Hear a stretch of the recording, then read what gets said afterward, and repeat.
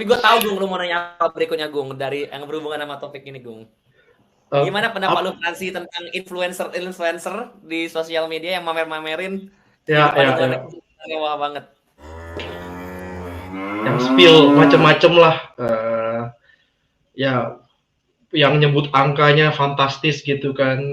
30 juta sebulan, 50 juta sebulan. Cuman kerja di pabrik, cuman kerja di perkebunan. Kalau buat saya sih ya, informasi yang benar itu biasanya nggak muncul. Ngerti nggak? Jadi kalau dia terlalu vulgar, terlalu itu biasanya superficial. Gitu kan. Apalagi kalau orang yang kerja di IT kan kode itu nggak akan keluar di depan, di back end dong, ya kan? Jadi jawabnya gampang lah. Hidup tuh harus aneh dan harus ada rahasia. Kalau nggak ada rahasia nggak seru. Oke. Kita ini mencoba nih menguak sedikit-sedikit ya rahasia dan kode-kode itu ya dengan podcast ini gitu ya. Dengan cerita-cerita. Buat saya sih yang gitu-gitu tujuannya apa sih kalau buat cuma nge-review doang ya hati-hati itu orang bisa buntung kalau kita salah ngasih informasi. Ya karena orang-orang cuma cari view itu kan biar trending. Jadi gua melihat trending kabur aja dulu ini kayak dipengaruhi oleh itu juga sih.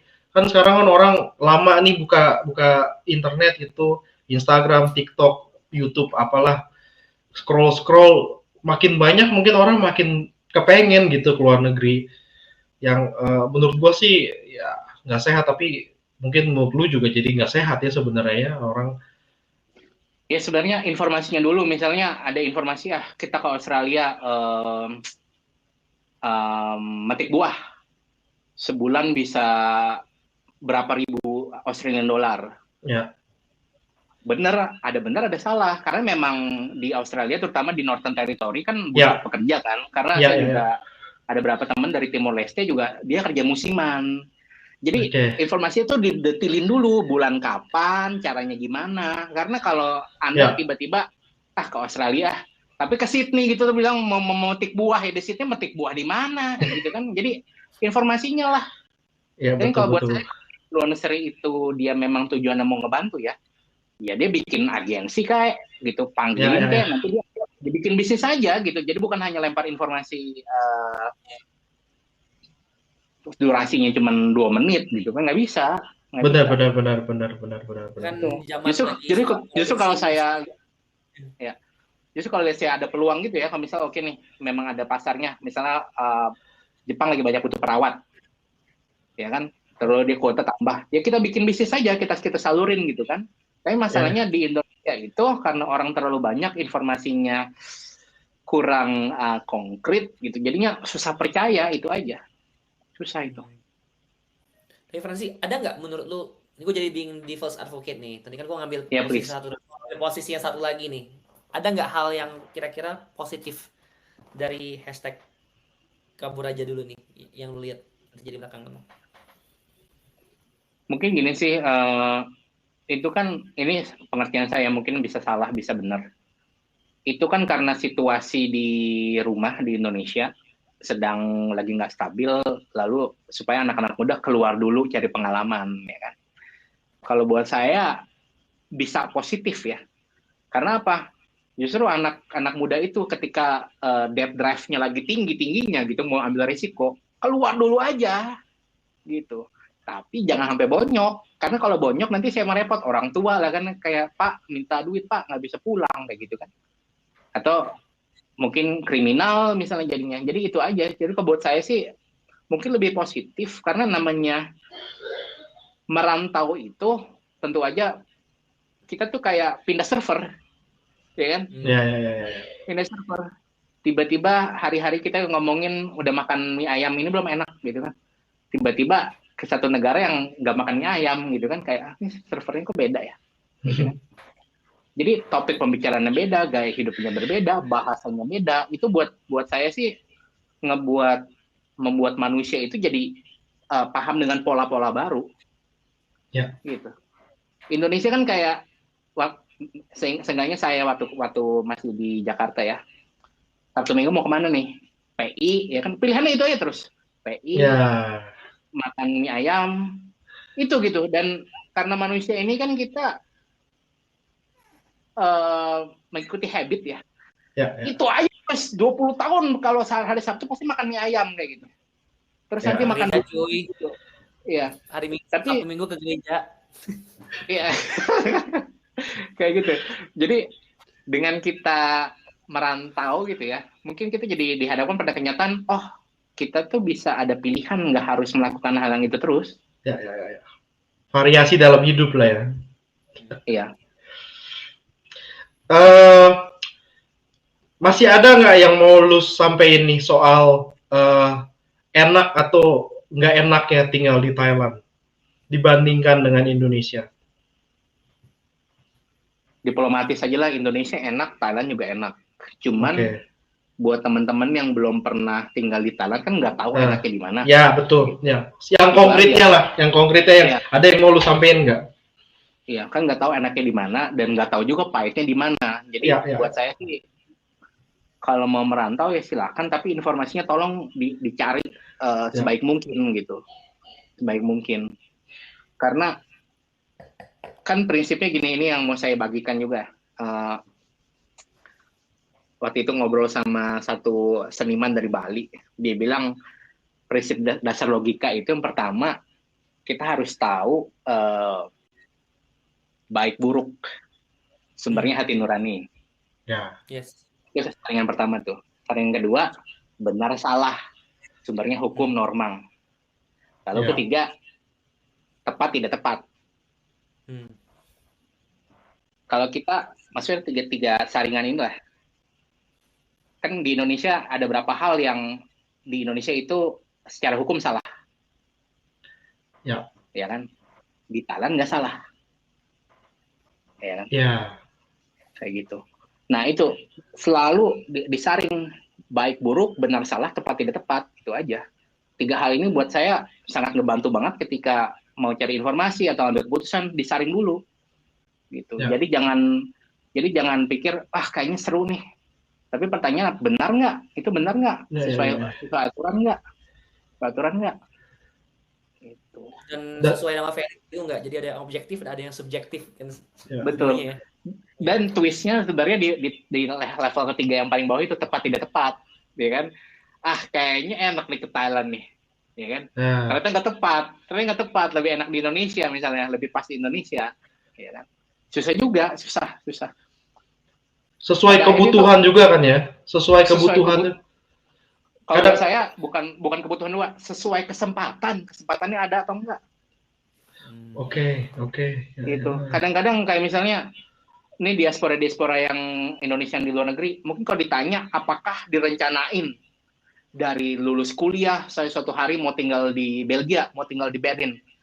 Kadang-kadang nggak selurus itu kesempatannya. Jadi banyak twist-twist yang ngebuat misalnya saya bisa di Thailand karena ada kesempatan yang nggak direncanain, gitu.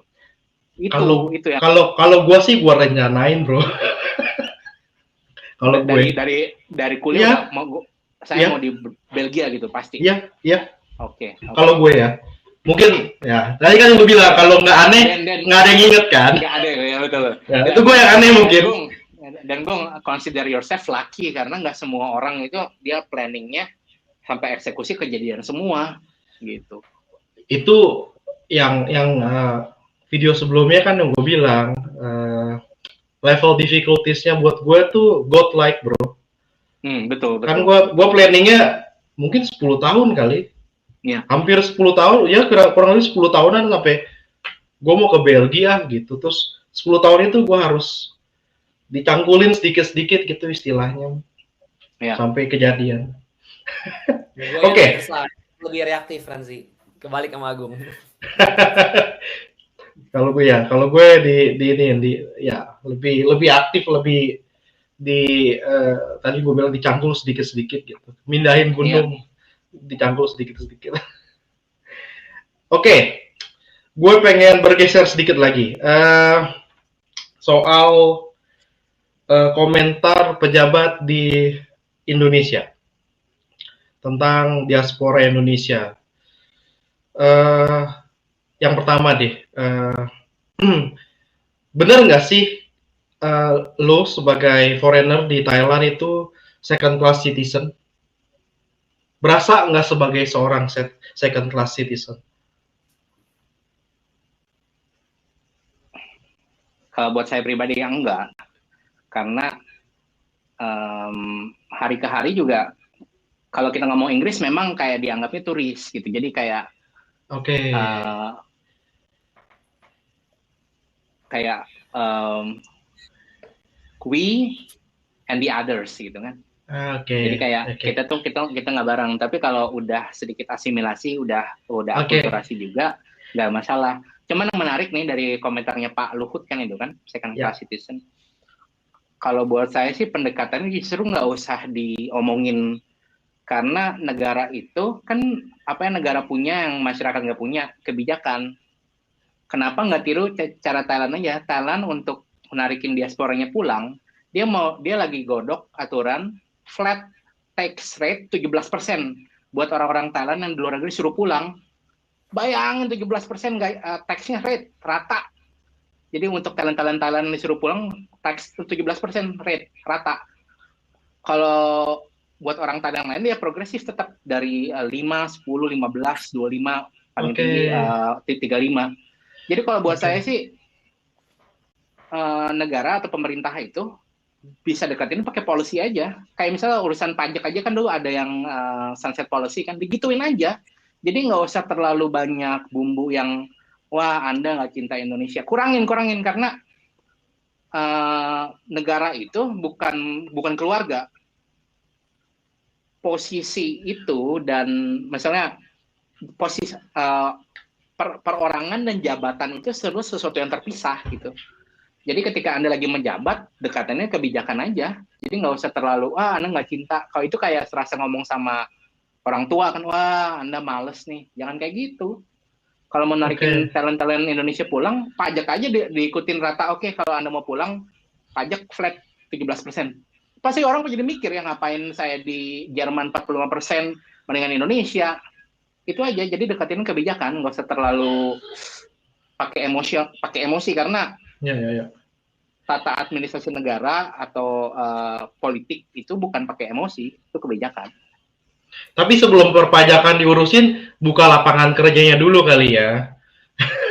Karena di Indonesia kan banyak yang bilang lagi gelap ya, PHK lagi banyak, PHK. Sampai orang-orang di circle gue di Indonesia juga yang white collar ya, kena PHK gitu. Yang kerjanya udah lama, jabatannya udah lumayan, tetap kena PHK gitu. Mungkin menurut gue sebelum perbajakannya dibikin menarik untuk diaspora pulang Indonesia, mungkin buka lapangan kerjanya dulu, tarik dulu investasi asing, suruh bikin nggak tahu di research center kah atau apa. Kalau lapangan kerjanya nggak ada juga, biar pajaknya nol juga nggak ada yang pulang kali ya. Atau dikasih insentif Bung untuk diaspora supaya bisa menciptakan lapangan pekerjaan. Nggak tahu insentifnya apa kan bisa. Ya itu. Tapi tetap kan harus bikin lapangan pekerjaan dulu kan. Kalau Vietnam itu setelah perang banyak orang-orangnya kan ngungsi kan ke Amerika, ke Australia, kayak ke Europe, ya kan. Lalu sekarang anak-anaknya mereka pulang dengan paspor baru negaranya, mereka bikin startup. Karena kenapa? Insentifnya murah, cost-nya murah, dan dia ngerasa kayaknya masih bisa berkembang nih daripada saya bikin startup di Jerman atau startup di Amerika yang banyak cost, coba saya bikin di Vietnam, negara orang tua saya, seperti itu. Jadi kalau menurut saya sih potensinya ada, tapi kita pendekatan kebijakan gitu, lewat kebijakan. Apa yang tertulis kita jalanin aja. Karena kenapa kebijakan itu penting? Karena itu lagi, orangnya bisa meninggal, bisa tua, bisa pensiun, tapi institusi itu kan harus dijaga. Ya. Yes. Kayak IT aja kan, kita bangun sistem kan, kalau adminnya nggak ada, sistemnya udah ada. Itu. Jadi Indonesia, cintaku sayangku, sabar-sabarlah gitu, jangan terlalu banyak baper, main perasaan. Kita logis aja, pendekatannya pakai kebijakan aja. Gitu. Jadi nggak usah takut semua orang Indonesia yang aneh-aneh akan kabur terus nggak pulang-pulang, nggak usah. Kebijakannya benerin, pasti akan ada yang pulang. Baik. Jadinya interesting ya lu ngomong Francis sih, karena dalam artian Sebenarnya kan ini retorika kan. Jadi kita tuh negara tuh even mengajak atau pejabat publik mengajak masyarakat untuk membuat kebijakan dengan emosi gitu, bukan pakai rasional gitu kan. Yang lu ngomong tadi kan, oke, let's put aside the emosi, gimana bikin kebijakan yang masuk akal gitu kan, yang lebih Iya, penting gitu. betul, Iya. betul, betul. Tapi kan banyak yang milih pemilu aja dasarnya bukan hal-hal yang masuk akal ya. Nah, Banyak gimana orang tuh? yang nyoblosnya drive-nya tuh ya Yes. ya joget gemoy lah apa gitu. Maksudnya bukan lihat kebijakannya make sense enggak, baik enggak, affordable enggak, useful enggak gitu kan, enggak. Kayaknya gue melihat begituan aja masyarakatnya milihnya itu nggak mikir di situ gitu, yang penting-penting malah pakai emosi ya. Gua rasa ya make sense kalau pejabatnya ya mainnya di emosi gitu, karena dimakan juga kan sama rakyatnya gitu. Ini sih menarik nih, mungkin satu hal yang bagi, karena saya kerja sama organisasi Jerman ya, konsepnya tuh begini, kalau warga negara bayar pajak, dia kan punya stake, dia punya bagian dalam kebijakan kan. Ya. Ketika misalnya kebijakan pemerintahnya itu nggak sesuai dengan platform dia, misalnya di Jerman tuh tahu nggak ada partai pecinta pencinta binatang peliharaan. Ya. Jadi agenda supaya kesejahteraan binatang peliharaan tuh diperhatikan pemerintah, meskipun nggak pernah menang gitu di Jerman ya, nggak pernah menang gede gitu. Cuman hal-hal seperti ini tuh belum jadi tren di Asia Tenggara pada umumnya, karena belum ada kesadaran bahwa saya dipajak, diambil uang saya sekitar 20%, itu saya ada hak untuk bersuara, untuk berkontribusi dalam kebijakan negara. Itu belum sampai ke situ. Jadi kembali lagi, politik itu kesadarannya butuh dibangun gitu. Dulu aja kita waktu SMA dapat KTP kan juga, pemilu pertama itu kan kayak pilih yang logonya ini aja lebih bagus. Kita nggak tahu programnya apa, kita nggak tahu siapa, taunya ini anak siapa aja biar gampang gitu kan. Karena kalau kita melihat politik itu kayak banyak-banyakan SMS, banyak-banyakan voting, ujungnya pasti nggak bagus. Ya. Contohnya nanti ada satu presiden yang tiba-tiba tarif ditampar, tarif. Ya. Kena semua ya. Janganlah, maksudnya hidup tuh rumit gitu, cuman masih banyak jalan keluar sebenarnya gitu. Jadi jangan beremosi lah. Gue masih mau balik lagi nih soal second class citizen. Mungkin kalau lu fasih mungkin bahasa Thailand, jadi mungkin nggak berasal. Mungkin orang Thailand lihat lu ya lu orang Thailand juga mungkin ya, dia pikir ya. Tapi kalau nggak gue ngomong ada aksen. Oke. Ada aksen karena itu gue terdengar seperti saya terdengar dari kayak orang dari Thailand Selatan tuh, yang perbatasan Malaysia. Oke. Mother tongue kita gitu kan. Oke. Kayak ini, kita di Indonesia kan terbiasa ngomong fokus gitu kan. Ya. Kadang ngomong bukan fokus. Karena kan British English juga fokus kan, bukan fokus. Kan fokus. Kan fokus. Gitu kan. Yang mau gue tanyain, ada nggak sih mungkin orang Indonesia yang lu kenal, yang mungkin nggak berintegrasi sebaik lu gitu, yang punya pengalaman, gue di ini gue belanja di sini, gue pakai bahasa Inggris atau gimana gitu, atau koleganya lah, atau teman kerjanya lah, atau tetangganya lah, di kayak apa sih, kayak dirasisin lah istilahnya. Ada nggak sih begituan di Thailand? Wah, ini kurang tahu. Temen pengalaman sebagai turis yang hanya datang seminggu, maksimal sebulan, sama yang tinggal ganti-ganti musim itu pasti beda. Kayak misalnya kita ke Bangkok cuman buat makan, buat belanja, ya kita nggak tahu hari-harinya seperti apa, ya kan, ada masalah apa. Jadi pengalaman itu beda layer lah, beda lapisan. Cuman kalau ditanya orang Thailand rasis nggak? Mungkin iya, tapi nggak ketahuan karena nggak diomongin. Oke, tadi lu bilang nggak kesebut Ya, ya di mulut ya. Nggak ada yang ceritanya kayak, wah dia karena dia warna kulitnya begini nih, kelakuannya kayak gini. Nggak begitu, dia diam-diam aja, santai. Yang penting ada duit, yang penting ada untungnya. Oke. Kalau ada nggak malah mengalami kayak positive reinforce atau positive stereotyping, malah. Jadi bukan negatif, malah justru jadinya positif. Enggak sih, karena orang Thailand pride-nya cukup tinggi ya, karena mungkin selalu yang diulang-ulang lagi nggak pernah dijajah gitu. Nggak pernah dijajah. Jadinya kalau dia lihat negara-negara tetangga itu nggak malu gitu, dia nggak malu, cukup proud gitu bahwa kita Thailand ya Thailand.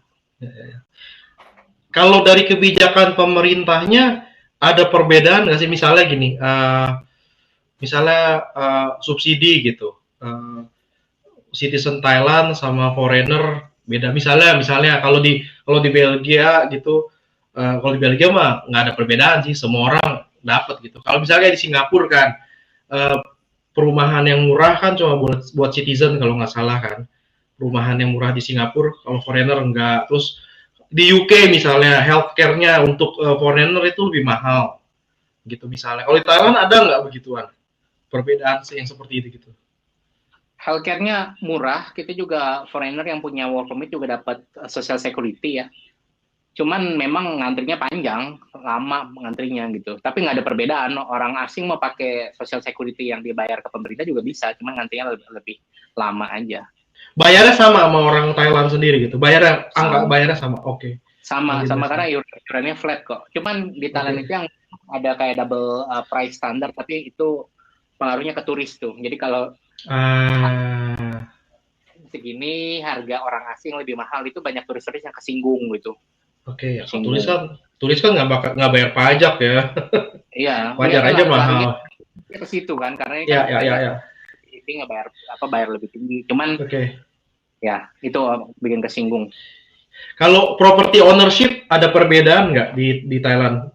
Foreigner dibatasi atau gimana nggak sih untuk punya apartemen atau rumah di Thailand atau tanah? Orang asing belum boleh beli tanah. Oke. Hanya boleh beli apartemen unit aja. Apartemen boleh. Dia nggak punya land deed, nggak punya land title. Siasatnya banyak orang asing itu dia bukan bikin perusahaan, jadi tanahnya atas nama perusahaan. Tapi kembali lagi perusahaan itu harus join dengan orang lokal 50%, 49%. Gitu. Biasanya banyak yang nomini itu kan antara pasangan yang istrinya atau keluarganya dinomini. Ya, tapi sekarang udah mulai ketat itu. Yang nomini yang nama-nama sembarangan itu banyak dikontrol. Baik. Kalau pathway to permanent residency, citizenship, itu ada nggak di Thailand? Citizenship sangat susah, Adrian. Kalau PR itu bisa apply, nanti ada di tes bahasa, di tes karena untuk jadi PR pun harus bisa bahasa Thai untuk level berapanya gitu. Dan iurannya juga rada mahal tuh, kan, dan belum tentu dapat. Kalau buat saya sih berapa temen ya, kalau pengen tinggal di Thailand lama ambil PR karena nggak dijamin perusahaan kan, nggak usah minta visa. Jadi kita tinggal bisa ganti-ganti kerjaan seenaknya, setiap setahun diperpanjang. Tapi buat saya hidup di Thailand kita kunci dengan kerjaan aja, karena kalau kita kejar PR, untungnya tuh nggak sebanyak kayak PR di Europe atau di Singapura gitu. PR di Singapura lebih banyak untung gitu. Kalau di Thailand masih terbatas. PR-nya cuman benefitnya nggak terlalu banyak. Baik. Menarik. Jadi triknya malah banyak orang asing itu menikah dengan orang lokal, atau suaminya atau istrinya. Karena dengan pernikahan itu bisa dapat spouse visa pasangan setahun perpanjang. Gitu. Jadi lebih murah daripada PR gitu. Cuman harus cari orang yang mau menjadi pasangan hidupnya. Gitu. Atau kawin kontrak ya, kawin siri. Tapi beneran kawin kontrak ini informasi lagi nih. Jadi kayaknya 2 minggu lalu ada aturan karena banyak scam banyak itu ya. Sekarang aturan kawin itu nggak boleh hanya catatan sipil, harus ada resepsi yang dihadiri dua belah pihak keluarga. Jadi kebayang nggak? Pemerintah Thailand juga dia update aturannya juga. Karena banyak orang cuma tanda tangan untuk demi izin itu kan. Kawin siri ya. Ya. Ada aja yang cari celah ya. Pasti. Enggak, manusia itu tuh, kita tuh pinter banget gitu. Ada celah ya. kita masukin gitu. Benar. Basic insting tadi. Basic insting. Ada aturan. Yes. Pokoknya menarik nih ya, basic insting kita bertahan hidup sama udah bertahan hidup, melestarikan hidup ya, punya anak sebanyak-banyaknya, melestarikan keluarga gitu kan. Gue mau bahas pejabat yang kedua sih ini, tapi lu udah sebut juga soal ada pejabat yang kedua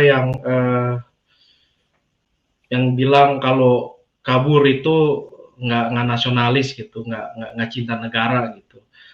Tapi gue pengen tanya lu sih, lu termasuk yang masih cinta nggak sih sama Indonesia? Oh, cinta nggak cinta itu kalau buat saya sih pribadi lah, bukan ranah publik ya kan. Karena buat saya gini, kalau kita sayang atau cinta sama seseorang, kayaknya itu sesuatu yang nggak kita post di sosial media kan, I love you gitu kan. Jadi kalau kita ya tapi aja sendiri, gitu aja lah. Baik. Jadi komentar orang-orang ini tuh lebih kayak mau trigger aja, mancing amarah, mancing emosi. Dan buat kita sih hidup chill aja lah, jangan terlalu gampang ngepancing. Termasuk gue ya, gue lagi mancing lu nih sebenarnya. Karena kepancing itu tuh kalau di kalangan temen lucu, tapi kalau di ranah publik gitu jadinya kayak aneh gitu ya, meskipun aneh itu mudah diingat ya. Ya. Aneh nggak selalu negatif ya. Jadi lu masih WNI kan nih ya, masih WNI nih. Masih. Jadi karena di Thailand itu untuk citizenship itu nggak mudah, hanya kemungkinan PR lah. PR. Karena itu di lotre juga kayak. Oke. Ya, jadi nggak langsung mendapat dan harus sesulit itu ya. Untuk dapat citizenship orang ini harus berkontribusi besar ke Thailand gitu. Antara di bidang bisnis, di bidang sosial baru ditawarin. Jadi lu udah pernah ditawarin nggak sih? Ya enggak lah. Belum ya? Saya siapa gitu, cuman gitu. Separah sesulit itu ya, Wah. Iya, betul. Makin sulit tuh gua nanyanya. Enggak, karena gini juga lah, maksudnya citizenship itu kan lebih ke nanti udah bisa partisipasi politik, bisa voting aja kan. Iya. Gitu. Oke. Gitu aja. Baik. Dan ini ada nggak yang akan buat lu ganti warga negara suatu saat nanti? Entah, gua nggak tahu, mungkin kalau dibayar mungkin lu bakal ganti warga negara. Gua tahu mungkin untuk warga negara Thailand agak sulit ya, kecuali lu mungkin married sama orang Thailand, mungkin sedikit lebih mudah ya. Karena kita juga sangat surprise untuk dapat citizenship, PR bahkan tuh sulit di Thailand. Sedangkan panelis kita yang sebelumnya kan kayaknya di negara yang untuk dapat PR, untuk dapat citizenship tuh lebih mudah gitu. Ada nggak, at what cost you will change your nationality gitu? To abandon Indonesian nationality. Wah, ini susah nih. Justru saya lebih tertarik kalau bisa dual citizenship gitu, dual paspor. Dan ide ini kan udah digoreng dari zaman presiden sebelumnya kan, supaya menarik diaspora pulang, dikasih dua citizenship. Nah, itu masuknya, saya setuju, karena masuknya ke kebijakan tuh. Nggak pakai nyinggung-nyinggung, trigger-trigger. Jadi pakai logika aja, benefit apa yang kita dapat kan, kayak gitu. Tapi kalau at what cost pindah warga negara, ini mungkin suatu keputusan yang sangat gede ya, karena orang tua laki-laki, bapak saya masih hidup, ibu saya udah meninggal. Jadinya karena tadi prinsip saya adalah home itu bukan place, rumah itu bukan lokasi atau tempat, tapi lebih ke relasi orangnya. Jadi kalau ditanya, kalau saya tinggalin WNI, terus jadi susah ketemu orang tua saya yang masih hidup atau saudara saya, adik saya, itu jadi susah. Gitu. Tapi kalau misalnya ternyata di Thailand pola relasi yang saya bangun lebih penting, lebih berfungsi daripada pola relasi yang saya tinggalkan atau saya punya di Indonesia, mungkin saya akan consider gitu. Jadi ini sesuatu yang susah ditembak dari sekarang karena jauh sekali gitu, masih jauh. Mungkin semoga bisa sedikit menjawab lah. Baik. Gitu. Tapi mungkin saya juga mau kasih 3 tips ya buat teman-teman tertarik mungkin pindah ngerantau ke luar negeri atau bekerja atau belajar sementara temporary atau ujungnya mau pindah warga negara. Mungkin 3 hal. Pertama, karena ini berhubungan dengan bertahan hidup ya, daya juang kita, survival kita, bertahan hidup. Pertama, kenali dulu diri kita lah, kelebihannya apa, kekurangannya apa. Nggak ada orang yang manusia yang punya kelebihan doang, ada kekurangan yang ditutupi gitu. Sama nggak ada orang yang kurang doang, pasti ada kelebihannya, itu nggak disombong-sombongin. Betul. Gitu. Jadi dengan kita tahu kelebihan kekurangan kita bisa memutuskan cocok nggak nih kita ngerantau. Gitu. Itu satu. Yang kedua motivasinya apa? Apakah gaji lebih besar? Di Thailand juga jangan pikir, wah gaji, coba kita ngomong rupiah ya. Kalau kerja di perusahaan Thailand gaji bisa 20 juta, bisa 30 juta sebulan. Di Indonesia juga banyak yang perusahaan yang udah 20 juta. Nanti nggak? Jadi tergantung konteks, tergantung bidangnya apa. Kalau bidangnya IT mungkin gajinya lebih besar. Tapi kalau bidangnya retail, gitu, bidangnya retail, skalanya nggak terlalu besar, apa bisa dapat 20 juta per bulan ya?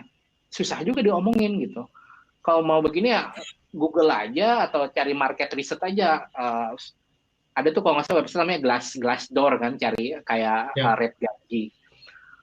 Jadi motivasinya apa? Apakah finansial untuk memperbaiki taraf hidup dengan gaji lebih besar? Atau ada sesuatu yang lebih dikejar, misalnya pengalamannya, atau saya cocok nih di Thailand, kayak di Thailand nih budayanya kuat nih. Atau di Thailand saya cinta banget dengan tradisinya, musik tradisionalnya, makanannya. Jadi alasannya itu dikumpulin. Gitu. Ketika mau ngambil suatu keputusan kan paling banyak faktornya dikumpulin dulu, jangan langsung lompat tiba-tiba gitu.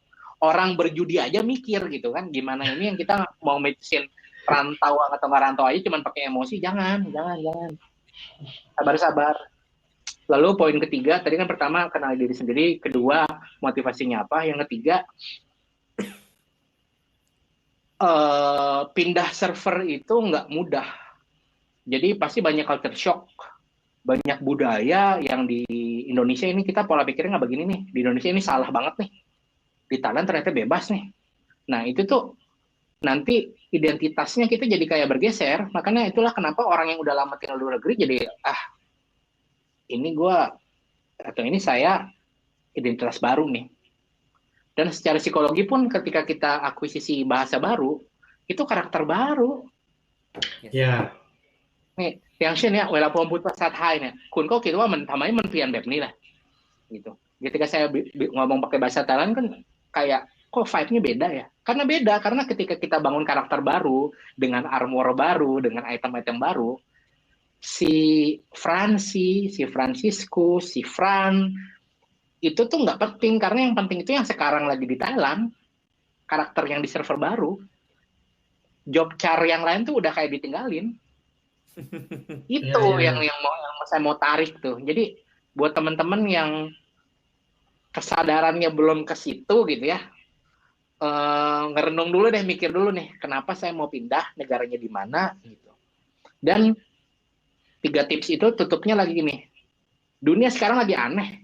Setelah COVID, ya kan, terus politik dunia berubah, ada perang, ya kan, konflik. Jadi jangan pikir juga kalau kita di Indonesia mungkin lebih aman, sejahtera, atau mungkin kalau kita migrasi atau merantau ke negara lain lebih kaya.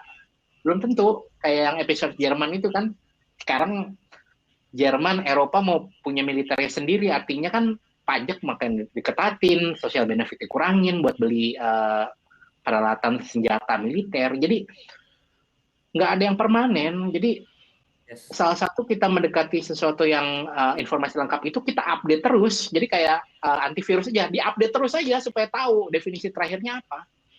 Kalau kita informasinya cuma dari sosial media, dari video-video 1 menit, buat saya itu kurang bijak untuk ambil keputusan cuma dari video yang viral. Kalau cuma mau makan nih, bakmi ini enak banget nih, nggak ada obatnya, silakan. Karena cuma masalah makan. Tapi kalau misalnya kita pindah hidup gitu, siang malamnya ganti. Saya pertama ke Thailand lihat ini semua tulisan cacing semua kan, akson Thai, bahasa Thai. Buat saya sesuatu yang kaget, tapi juga agak damai karena biasanya kalau kita di Indonesia kan mata kita nge-scan keluar informasi terus kan. Kita ke sini ngelihat itu nggak ngebaca apa-apa gitu. Jadi pesannya adalah tiap kita merubah nasib dengan informasi yang nggak cukup gitu. Hati-hati. Ingat gitu. tuh ya. Ingatlah wejangan dari Kakak Franzi. Adrian, masih ada yang mau ditanyakan, ditambahkan? Kalau mungkin drill little bit Franzi, kan ada kabur aja dulu, tapi ada juga orang yang mikir dia coba aja dulu gitu. Oke. Kalau ini lebih positif ya, karena kalau kabur kayaknya lari dari ke masalah, lari dari kenyataan. Tapi kalau coba, ini saya dukung karena coba itu kan berarti akarnya dari minat ketertarikan kan. Yeah. Coba dulu aja. Nah, kalau mau coba silahkan, karena siapa tahu kesempatan itu datang, rasa cocok, rasa nyaman, wah kita coba nih, cocok, lanjut ya silahkan. Silahkan. Jadi hashtag coba aja dulu, saya mau dukung ini, coba aja dulu. Tapi kabur aja dulu, nggak usah kabur lah gitu. Di luar negeri belum tentu bahagia, di Indonesia juga belum tentu bahagia sih. Cuman kalau mau coba aja dulu, coba aja dulu. Tapi pesan saya satu, sebagai orang yang merasakan banyak manfaat dari berbahasa selain bahasa ibu, itu invest deh di bahasa. Karena memang ada ChatGPT, memang ada Google. Tapi siapa sih yang nyaman setiap ngomong nih pakai Google kebukain? Ada. Coba deh. Gitu. Baik. Oke. Ada lagi? Dari gue udah sih. Udah very deep, very philosophical. Udah sampai point segala macam. Dan banyak banget informasi baru yang buat kita juga sangat baru ya, Adrian. Ini sangat sangat unik sih. Kita grateful banget Franzi bersedia bergadang ya. Dan Franzi ini panelis yang lebih modal daripada kita sebagai hosting nih, Adrian. Yoi lebih keren cuy. Udah keren. Cuma nggak keren pas lagi. Cuma pasti pakai tongkat ya gara-gara gempa kemarin. Oke, terima kasih Franzi, terima kasih banyak sharingnya. Mudah-mudahan bermanfaat. Mudah-mudahan. Thank you Adrian. Ya. Thank you Pak. Mudah-mudahan orang-orang yang mau coba dulu, mungkin Thailand bisa jadi satu opsi dan bisa dapat bahan untuk berpikir lah, untuk pertimbangan dari video kita ini. Dan untuk yang udah nonton sampai sini, terima kasih banyak. Untuk yang mau request mungkin negara mana, mungkin kita bisa cari teman kita ya, Adrian. Mungkin Franzi juga bisa rekomen teman-temannya mungkin dari negara mana, mungkin bisa tulis di kolom komentar. Nggak tahu, mungkin Rwanda, Tuvalu, yang aneh-aneh, mungkin bisa cari diaspora di sana. Oke. Akhir kata Indonesia itu tempat yang spesial ya, karena kita gede di situ, lahir di situ. Karena satu hari saya pulang pakai Garuda Indonesia, lagunya ADMS itu diputar kan, tiba-tiba nangis. Jadi itu kan menunjukkan sebenarnya keterikatan kita itu kan berdasarkan memori kita. Jadi selalu buat saya sih Indonesia itu spesial. Makanya saya harap teman-teman yang di Indonesia mau ngerantau mau enggak, lakukan yang terbaik aja gitu. gitu. Baik. Karena potensinya banyak, ada indahnya, ada romantisnya, tinggal kita berfungsi, kita lakukan apa yang kita bisa aja lah, gitu. Mau kabur atau nggak kabur, buat saya nggak penting. Yang penting berfungsinya aja. Baik. Alright. Keren. Terima kasih banyak. Sampai jumpa. Sawadee krap. Sawadee krap.